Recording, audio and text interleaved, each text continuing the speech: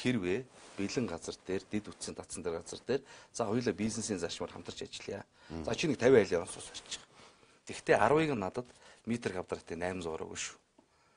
Би сэтгүүлчтэй тэр 800-аар нөгөнө. Гэдэг ийм одоо 8 ярих юм бол тийм бизнес ярих юм бол ямар ч хүн аятайхан хүлээж авна.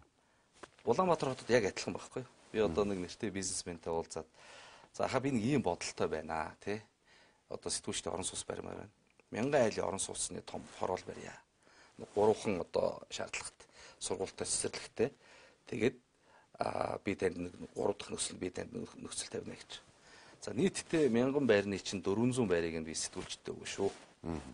Сая 100-аас дээшээ байхгүй. Сая 100-аар өг метр квадратын тий. Гэхдээ та зардлал хангалттай ороод авчих шүү дээ. 600 ширхэг байраагаа та яаж зарах нь таны асуудал. 2.500 3 сая зарах. Тэр бол таны бизнесийн асуудал. Гэхдээ энэ хоёр байрны стандарт адилхан байх хэрэгтэй. Давай. Шууд орё л доо. Чи чадах юм уу гэж байгаа байхгүй тий. Хөрөнгөө шууд гаргаад барья. Наа чин боломжтой маш сайхан санал байна. Тэгээд яг хуу сэтгүүлч гэдэг тэр брендд ороо явъя. Энэ өөрөө нийгмийн аягүй том үзэл санааны бас гоё тийм PR байхгүй тий. Бүтээж болох юм байна. Бүтээж чадах юм байна.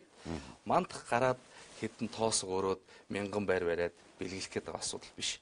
Бид өнөөдөр энэ нийгэмд байгаа бүх арга хэлбэрээр нь хамтарч ажиллаад бизнесийн зарчмаар нь дээрээс нь одоо бидний одоо хамгийн том давуу тал бол чи нэг ямар ч дарахтай ямар ч одоо эрх мэдэлтэнтэй уулзсан бас биднийг үүч бас нэг болтко нөө мандах нөө сонсдог бас нэг давуу тал байна шүү дээ тийм ээ.